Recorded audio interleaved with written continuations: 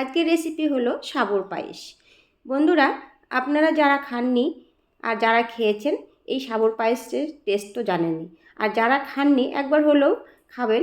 এই সাবুর পায়েস মুখে লেগে থাকবে, একবার খেলে বারবার খেতে ইচ্ছে করবে, এত টেস্ট লাগে, এত ভালো লাগে। বন্ধুরা, এখানে আমি বড় দানার সাবুদানা নিয়ে নিয়েছি। অবশ্যই বড় দানারই সাবুদানা নেবেন, ছোটোটা কিন্তু নেবেন না, কেন বড়টা দিয়ে এই পায়েস ভালো লাগে আর গলেও যাবে না।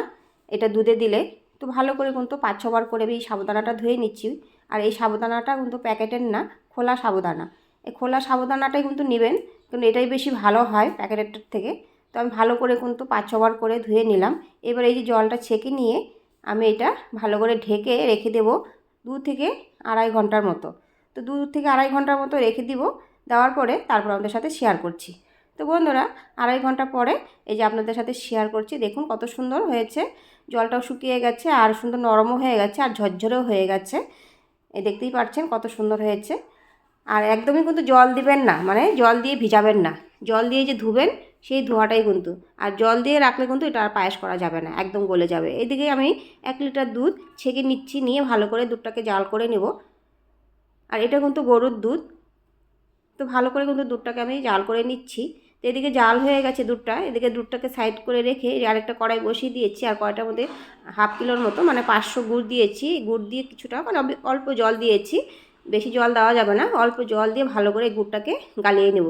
যেহেতু এটা আখের গুড়, আখের গুড়ের মধ্যে আখের আঁশ থাকে, দেখতেই পাচ্ছেন গুড়টা কত সুন্দর করে গলে গেছে। এবার কিন্তু এটাকে ছেঁকে নেব।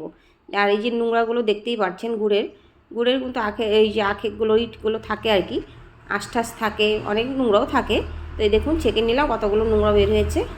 তো বন্ধুরা, এদিকে কড়াইটাকে ভালো করে ধুয়ে নিয়ে বসিয়ে দিয়েছি আর কিছুটা ঘি দিচ্ছি। আর এই ঘি দিতে হবে, তেল দেওয়া যাবে না। এই ঘিটা গরম হয়ে গেলেই কাজু আর কিশমিশগুলো মানে ভেজে নেব আর কি। আর এই ঘিয়ের মধ্যেই কিন্তু আমি এই সাবুদানাগুলো ভিজিয়ে রেখেছিলাম, সেই সাবুদানাগুলো ভেজে নেব। 1 মিনিট ভাজবেন, এর বেশি কিন্তু সাবুদানাগুলো ভাজতে যাবেন না, তাহলে কিন্তু কড়াইয়ের মধ্যে লেগে ধরবে।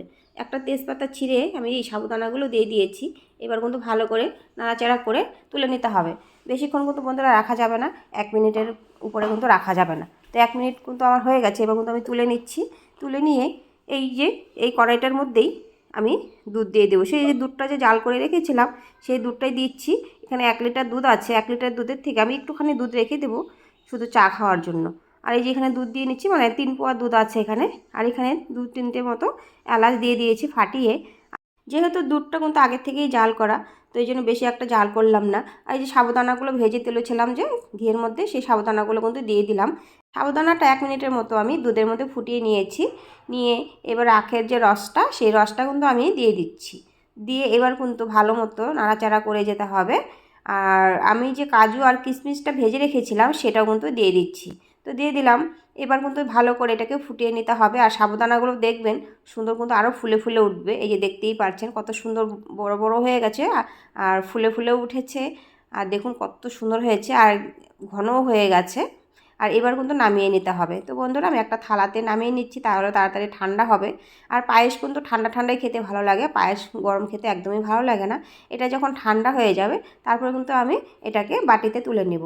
তো এই বাটিতে তুলে নিয়ে সবাইকে দিব। তো বন্ধুরা দেখুন এখন কত সুন্দর হয়েছে, ঠান্ডা হয়ে গেছে, আরও ঘন হয়ে গেছে।